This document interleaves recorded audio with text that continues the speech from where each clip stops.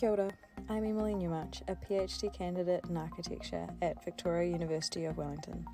I am passionate about making data-informed design decisions and have focused my research on embodied carbon at many different scales.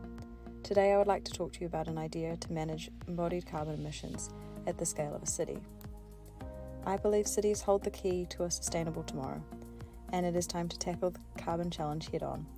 I am focused on the net zero target by 2050, and my mission is to unlock new opportunities for innovation.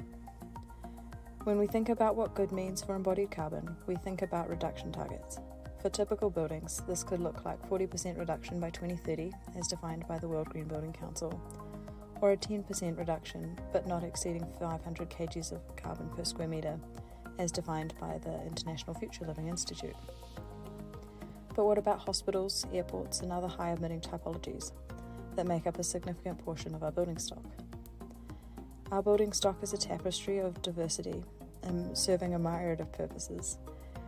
And to conquer the carbon conundrum, we need a comprehensive, all-encompassing approach that thrives and leaves no building behind. My idea involves a holistic approach by upscaling the calculation of embodied carbon and considering the city's capacity to sequester carbon annually. This strategy allows us to allocate carbon emissions across all building types, creating a balanced and sustainable framework at the heart of our cities. This approach goes beyond numbers and targets and integrates principles of biophilic design to create more resilient communities. Let's use Christchurch as an example. If the red zone was converted to a wetland and the regional rivers and highway had a planted border along them, then the region could sequester over 1.6 trillion kgs of carbon annually. At an average carbon intensity of 1,000 kgs of carbon per square metre, this would support 1,670,663 metres squared of new construction every year.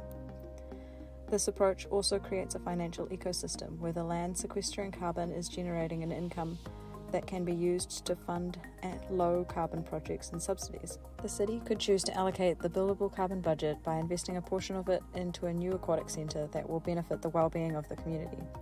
At the same time, they could introduce a cap for the construction of medium density housing and an incentive to use CLT construction. Ultimately, this approach is designed to empower cities to embrace the carbon challenge the design and construction industry faces. As an equation, it provides a new lens to make data-informed decisions from the land use strategies at an urban scale down to the carbon reduction strategies at a building scale. Ultimately, it's there to return balance between the built environment and natural ecosystems. Thank you for listening. Kia ora.